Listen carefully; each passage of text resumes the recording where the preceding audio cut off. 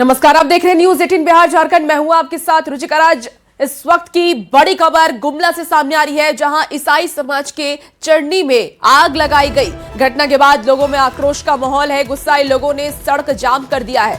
सड़क जाम होने से यातायात भी देखिए प्रभावित हो गया है। लोगों को हालांकि समझाया बुझाया गया, जाम को खुलवाया गया। दोषियों पर अब कार्रवाई की लगातार मांग की जा रही है।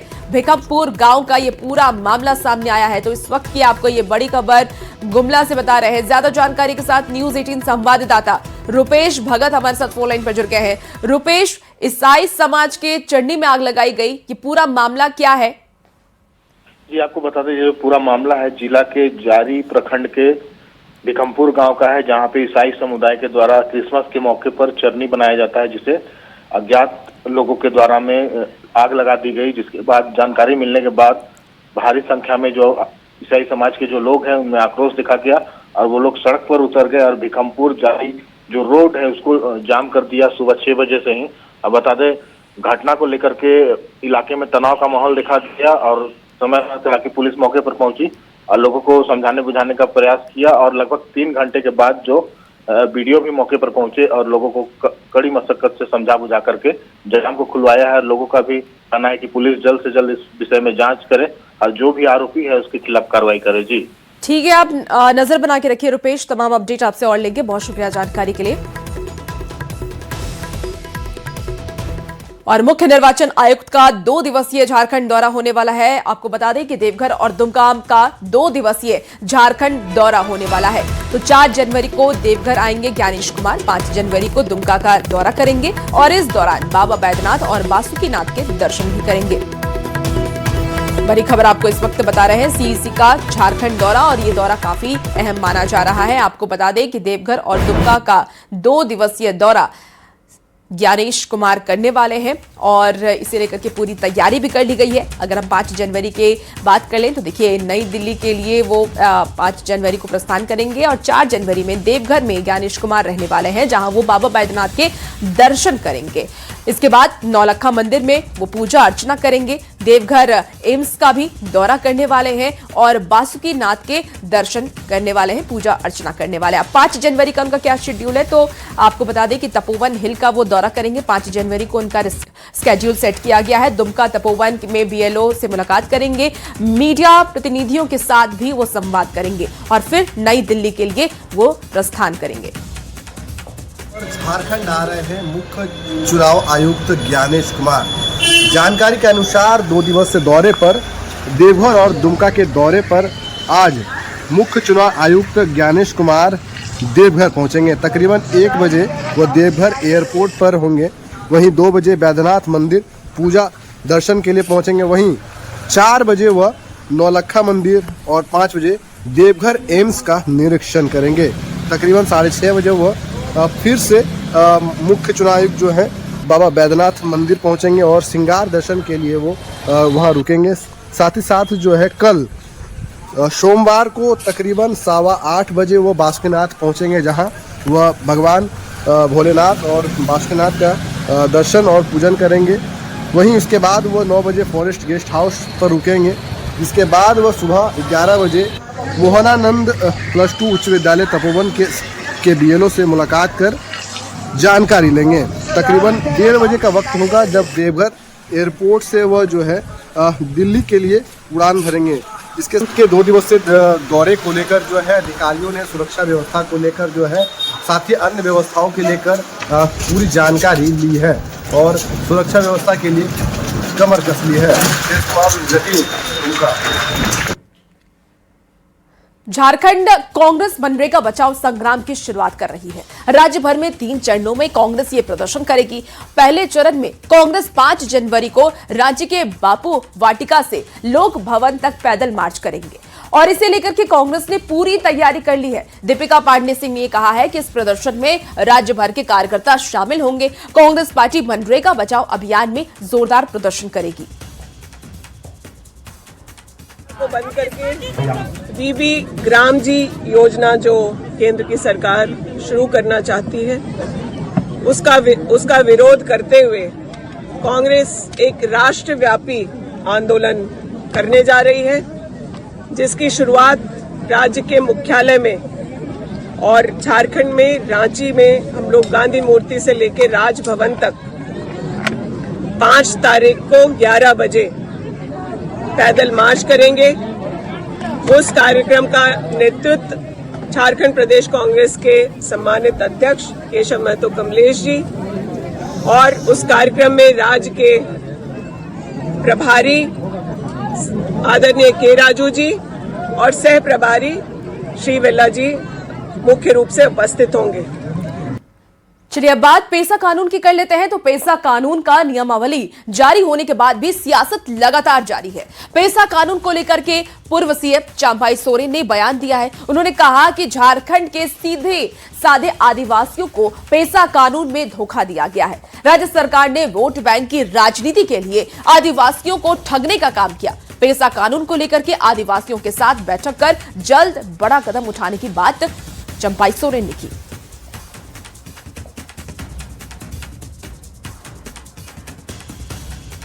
शेड्यूल एरिया का आदिवासी मूलवासी बड़ा सादा सरल है जी, है ना।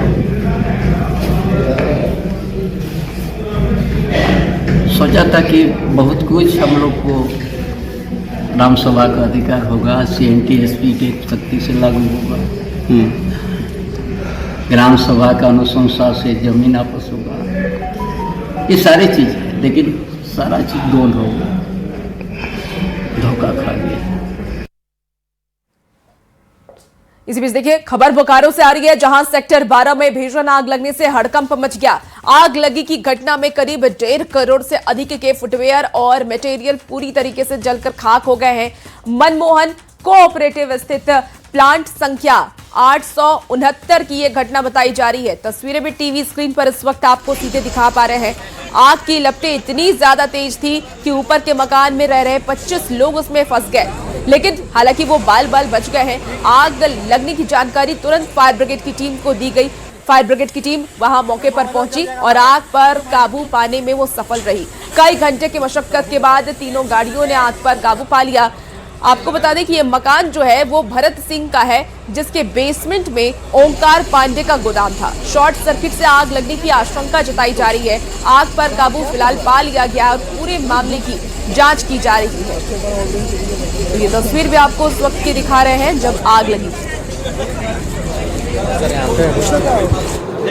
अभी जहाँ जब हमारे को जो इन्फॉर्मेशन मिला है कि यहाँ मतलब इलेक्ट्रिक का शॉर्ट सर्किट हुआ है, और जब हम आए तो शटर खुले तो तब तक दोनों गाड़ी बुलाया गया। आधा घंटा में गाड़ी आ गई थी और सारा माल जो है ख़त्म हो चुका है। क्या चीज़ का फुटवेयर था सर, इसमें चप्पल जूते थे, मटेरियल कच्चा मटेरियल था। लोगों के द्वारा बताया जा रहा है कि शॉर्ट सर्किट की वजह से आग लग सकती। यहाँ पे चप्पल और जूता का गोडाउन बताया जा रहा है, तो जांच का विषय होना तो नहीं चाहिए जी। आगे क्या करेंगे अब आप लोग? आगे अगर जो उचित कार्रवाई होगा हम लोग करेंगे। बड़ी अनहोनी हो सकती थी, जिसको हम लोग त्वरित गति से कार्रवाई करते हुए कंट्रोल कर लिए हैं। आग अब पूरी तरह से नियंत्रण में आ गया है। भयानक था, आग का तो प्रारूप ही खतरनाक था। अगर हम लोग 2 गाड़ी से हम नहीं अगर कंट्रोल करते तो आग और भी विकराल रूप धारण करता। चलिए अब खबर स्वास्थ्य विभाग की लापरवाही से जुड़ी हुई है। गुमला के डुमरी में टीकाकरण के करीब 90 मिनट के बाद मासूम की मौत हो जाती है और पूरे मामले में स्वास्थ्य विभाग की लापरवाही पर अब गंभीर सवाल भी उठ रहे हैं। डुमरी प्रखंड के लठाटोली गांव में 6 दिन के मासूम को टीका लगाने के बाद उसे लाया गया था। आरोप यह है कि टीका लगाने के कुछ ही देर के बाद उसकी हालत बिगड़ने लगी, लेकिन ना तो उसे प्राथमिक उपचार दिया गया और ना ही बेहतर इलाज के लिए उसे रेफर किया गया। लोगों का यह भी आरोप है कि स्वास्थ्य केंद्र में इमरजेंसी दवा और ऑक्सीजन जैसी बुनियादी सुविधाएं भी नहीं है। पूरे मामले की गंभीरता को देखते हुए अब डुमरी CHC प्रभारी ने जांच की बात कही है और दोषी पाए जाने पर स्टाफ पर कार्रवाई का भरोसा भी दिया है। तो स्वास्थ्य विभाग एक बार फिर से अस्वस्थ नजर आ रहा है। एक बच्चे की मौत हो जाती है टीकाकरण के बाद। अब इस पर कई गंभीर सवाल स्वास्थ्य विभाग पर उठने लगे हैं। मैं लेके जा रही, फिर बहुत देर कर बाद में दरवाजा खोलक ओकर बाद में बहुत देर कर बाद में नीचे उतर के बहुत मुश्किल से बच्चा के देखलक और कहलक कि सुई देवल कर बाद में 5 मिनट में इंजेक्शन होवेल इन्फेक्शन होवेल। अभी कैसे ऐसा हो गेलक ऐसे ही बोलक। वैक्सीन में कहीं कोई दिक्कत नहीं था, लेकिन अगर एनएम या वहाँ के जो वैक्सीनेटर जो एनएम के द्वारा दिया गया है उनकी कोई लापरवाही सामने आती है तो मैं उनसे शो को जो करूँगा तुरंत करूँगा और देखता हूँ कि कहाँ पे क्या दिक्कत है। ये मामला गंभीर जरूर है, हम लोग इसको सॉर्ट आउट बहुत जल्द करने की कोशिश करेंगे। अब ऐसे में इस पूरे मामले में न्यूज 18 की तरफ से कई सवाल पूछे जा रहे हैं। डुमरी सीएचसी में क्यों नहीं थी इलाज की सुविधा? सबसे बुनियादी सवाल तो यही है कि इमरजेंसी के लिए दवा और ऑक्सीजन का अभाव आखिर क्यों है अस्पताल में? तबीयत बिगड़ने पर क्यों नहीं किया गया रेफर? ये तमाम ऐसे सवाल जो अब न्यूज 18 के माध्यम से पूछे जा रहे हैं।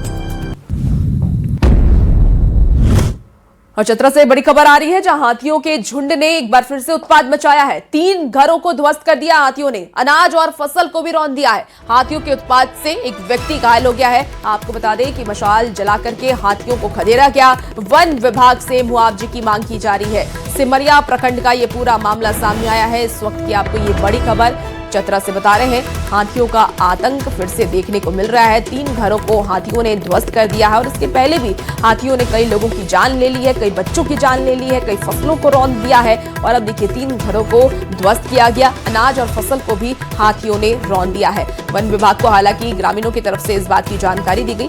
वन विभाग की टीम लगातार लोगों से सावधानी बरतने की अपील कर रही है। बर्बाद किया है, लेकिन घर को काफी ज्यादा क्षतिग्रस्त किए हैं। यहाँ पे भी लोग भी सोए हुए थे, है ना, लोग सोए हुए थे। तो किसी तरह से जान बचा करके अंदर का एक घर है उसमें चले गए थे। और सर यही मांग करते हैं कि लोग दोनों को आवास दिया जाए, है ना। यहाँ पे भी एक घर को तहस नहस किया है। इसी तरह से वहाँ पे आगे भी बड़े चाचा लोग हैं, वहाँ पे भी तहस नहस किया है घर। तो उनके लिए भी एक आवास दिया जाए, दोनों का एक आवास दिया जाए। और यहाँ पे जो भी था, यहाँ पे खाने पीने का जो भी सामान था, सामग्री था, वो सारा चीज धान चावल हो गया, गेहूं हो गया, सारा चीज खा गया है ना। तो इन लोग को तत्काल खाने का भी उपलब्ध कराया जाए। देखिए, चाईबासा में झुंड से बिछड़ा हुआ एक दंतौल हाथी पिछले कुछ दिनों से कहर मचा रहा है और जानलेवा भी बन चुका है। ये दंतौल हाथी अलग अलग क्षेत्रों के गांव में भटक कर जा रहा है और ग्रामीणों पर हमला कर उनकी जान लेने की कोशिश कर रहा है। आपको बता दें कि दंतौल हाथी अब तक 3 दिनों में 5 लोगों की जान भी ले चुका है। बीती रात इस हाथी ने अमराई कितापी तोपनो साई गांव में हमला कर एक महिला की जान ले ली और हाथी के लगातार हमले से ग्रामीणों में दहशत का माहौल है। ये भी जानकारी देते हैं आपको कि कल रात की अगर आप बात करें तो कल रात भी इस हाथी ने उत्पात मचाया है। कल तक इस हाथी ने टोंटो, मुफस्सिल और गोयरकेला क्षेत्र में हमला कर 4 लोगों की जान ले ली थी।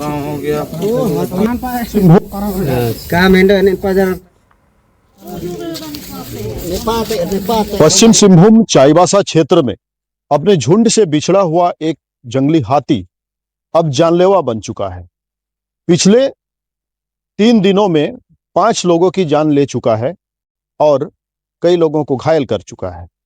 अभी मैं पश्चिम सिंहभूम के गोयलकेरा क्षेत्र के आमराई कितापी गांव में मौजूद हूं, जहां बीती रात को भी इस झुंड से बिछड़े हुए हाथी ने एक खलिहान में सोए हुए परिवार पर हमला कर एक महिला को मौत के घाट उतार दिया।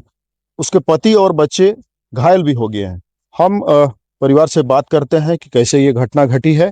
तो डेली सोता है यहाँ ये जगह, तो मामी पापा हाँ सोया था, तो डेली सोता है।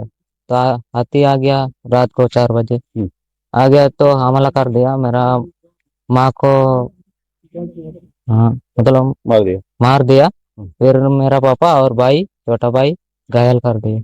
लोगों के बीच में काफी दहशत का माहौल है और लोग करेंगे तो क्या करेंगे। और ये हाथी शायद अब तक 5 लोगों को मतलब मार चुका है। उसके बावजूद विभाग मतलब जितना कार्रवाई करना चाहिए था इस हाथी को काबू करने के लिए, अब तक वो अपर्याप्त था। और सिर्फ मुआवजा देने से जान तो वापस नहीं आएगी ना। जो गाँव घटना हुआ उसके बाद से ही हम लोग पूरा सतर्कता रात भर ड्यूटी करके गांव में जागरूकता मतलब अनाउंस करके जागरूक कर रहे हैं। और साथ में पटाखा, उस साइड तो हम लोग कुछ टॉर्च भी बांटे, इस साइड में टॉर्च नहीं बांटा था। पटाखा इधर वहाँ झलवा तक हम लोगों ने बांट दिया था। वन कर्मियों का कहना है कि विभाग के बड़े अधिकारियों को इस बारे में सूचना दिया गया है कि इस हाथी को कैसे काबू किया जाए, इसके बारे में फैसला लेना है। अब वन विभाग इस हाथी को काबू करने के लिए क्या बड़ा कदम उठाती है, अब आगे देखने वाली बात है। रुपेश प्रधान, न्यूज 18, चाईबासा।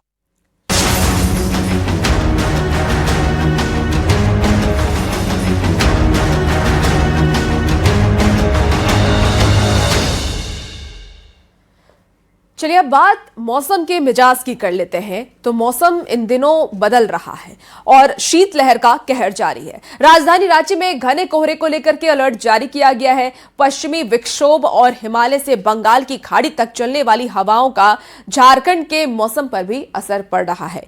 मौसम विभाग के मुताबिक रांची समेत 15 जिलों में घना कोहरा छाया हुआ है। साथ ही मौसम शुष्क रहने की भी संभावना मौसम विभाग की तरफ से दी गई है। घने कोहरे के कारण विजिबिलिटी में भी काफी ज्यादा कमी आई है, जिसका आपको बता दें कि हवाई सेवा पर सीधे तौर पर असर देखने को मिल रहा है। कई फ्लाइटें रद्द कर दी गई हैं, कई फ्लाइटें लेट से चल रही हैं। तो मौसम विभाग की तरफ से अभी भी लगातार अलर्ट जारी किए जा रहे हैं। मौसम विभाग का कहना आने वाले दिनों में और भी ज्यादा ठंड बढ़ सकती है। झारखंड के कई जिले के लिए मौसम विभाग ने कोहरे को लेकर येलो अलर्ट जारी किया है। मौसम पूर्वानुमान की माने तो राज्य के मध्य हिस्से में और उसके साथ साथ करीबन 15 जिले में सुबह के वक्त घने कोहरे छाए रह सकते हैं। और उसी का ये प्रमाण है कि आज देखिए आप अहले सुबह जो है राजधानी रांची के सड़कों पर आपको कुछ इस तरीके से घना कोहरा जो है वो देखने को मिल सकता है और इस दौरान विजिबिलिटी जो है वो भी कम रह सकती है। मौसम विभाग की माने तो गढ़वा, पलामू, चतरा, लातेहार, लोहरदगा, गुमला, हजारीबाग, कोडरमा, गिरिडीह, देवघर, दुमका, गोड्डा, साहेबगंज और पाकुड़ के जिले में कोहरे का ये असर देखने को मिल सकता है, जिस दौरान विजिबिलिटी 50 से 200 मीटर तक की रहने की संभावना जताई जा रही है। सोमवार को न्यूनतम तापमान में 2 से 3 डिग्री सेल्सियस की गिरावट भी आ सकती है। यानी कल राजधानी रांची का जो तापमान है और राज्य भर का जो तापमान है इसमें हल्की गिरावट देखने को मिल सकती है और इससे ठंड में बढ़ोतरी भी देखने को मिल सकता है। सुबह और शाम के वक्त जो कनकनी है उससे लोगों को परेशानी हो सकती है। हालांकि डॉक्टरों ने भी सलाह दी है कि अगर बहुत जरूरत ना लगे तो इस तरीके के ठंड के मौसम में घरों से बाहर ना निकले, धूप निकलने तक का इंतजार करें। हालांकि सुबह के वक्त कोहरे के बाद दोपहर के वक्त कोहरा छटने की संभावना जरूर है, लेकिन कनकनी की वजह से लोगों को परेशानी हो सकती है। गौरव झा, न्यूज़ 18, रांची। देखिए, रामगढ़ में भी सर्द बर्फीली हवाओं के कारण कड़ाके की ठंड पड़ रही है। कोहरे और ठंड के कारण जनजीवन पूरी तरीके से अस्त व्यस्त हो गया है। कोहरे के कारण गाड़ियों की रफ्तार भी काफी ज्यादा कम हो गई है। ठंड के कारण सड़कों पर लोगों की आवाजाही भी कम देखी जा रही है। विभाग लोगों से लगातार सावधानी बरतने की अपील कर रहा है। जिले में आज कड़ाके की ठंड पड़ रही है। बीते 10 दिनों में आज सबसे ज़्यादा ठंड है। आज का न्यूनतम तापमान 8 डिग्री सेल्सियस रिकॉर्ड किया गया। देख सकते हैं ये रामगढ़ से रांची को जोड़ने वाला 4 लेन है और आप कैमरे के माध्यम से इधर देख सकते हैं कि किस तरह से ठंड और कोहरे के कारण जनजीवन पे इसका सीधा असर देखा जा रहा है। और आज का न्यूनतम तापमान रिकॉर्ड 8 डिग्री सेल्सियस रिकॉर्ड किया गया है और इसके कारण कहीं न कहीं लोगों के जनजीवन पर असर पड़ा। देख सकते हैं गाड़ियों की आवाजाही पर भी असर फिलहाल देखा जा रहा है। और यहाँ हम कुछ लोग से बात करेंगे। अच्छा, तो आज ठंड बहुत ज़्यादा है? हाँ, बहुत ज़्यादा ठंड है। तो काम पे जा रहे हैं? हाँ। कहाँ जा रहे हैं काम पे? रामगढ़। रामगढ़ साइकिल से जा रहे हैं? हाँ, साइकिल से जा रहे हैं। साइकिल से जा रहे हैं। हाँ। लेकिन ठंड आज ज़्यादा है तो दस्ताना पहन रखा है ठंडा में। अच्छा, स्वेटर भी पहन रखा है, ईस्ट बंगाली पहन रखा है, सब पहन रखा है। अच्छा, पूरा कवर करके। ज़्यादा ठंड पड़ेगा अभी बढ़ेगा ठंडा। हाँ। तो देख सकते हैं कैमरे के माध्यम से 4 लेन पे गाड़ियों की आवाजाही कम दिख रही है। इसका कहीं न कहीं ठंड के कारण ही ऐसा यहाँ पर गाड़ियों के परिचालन पर असर हो रहा है। और सुबह में कोहरे का भी असर देखा जा रहा है। मौसम विभाग ने बताया कि अगले 3 से 4 दिनों तक ऐसा ही मौसम रहने वाला है। न्यूनतम तापमान फिलहाल इसी तरह का रहेगा। ऐसे में विशेष सावधानी बरतने की जरूरत है। जावेद खान, न्यूज़ 18, रामगढ़।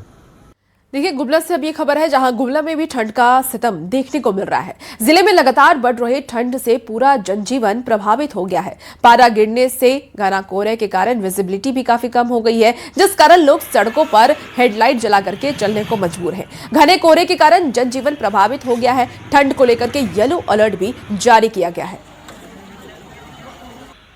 गुमला जिला में सर्दी का सितम है जो लगातार देखा जा रहा है। पिछले कई दिनों से जिले में भीषण ठंड पड़ रही है और कहीं ना कहीं ये भी बता दें कि गुमला का जो पारा है 10 डिग्री से नीचे के करीब पहुंच गया है। वहीं आप तस्वीरों के माध्यम से देख सकते हैं जो अभी भी जो ठंड को लेकर के गुमला का जो मौसम है वो पूरी तरह से बदल गया है। आसमान में काले बादल छाए हुए हैं और कहीं ना कहीं ये भी मान सकते हैं कि घना कोहरा छाया है, जिससे सड़कों की भी विजिबिलिटी है जो काफ़ी कम हो गई है। वाहन है जो सड़कों पर भी हेडलाइट जलाकर आपको चलते हुए नजर आ रहे हैं। वहीं बात करें तो ठंड की लगातार जिले में ठंड का प्रभाव देखा जा रहा है, जिससे जनजीवन है जो पूरी तरह से अस्त व्यस्त है। और मौसम विभाग के द्वारा भी गुमला सहित 15 जिलों में येलो अलर्ट ठंड को लेकर के जारी किया गया है। लोगों से सतर्कता बरतने की अपील की गई है। ठंड के कारण जो लोग हैं वो अपने अपने घरों पर कहीं ना कहीं दुबके नजर आ रहे हैं।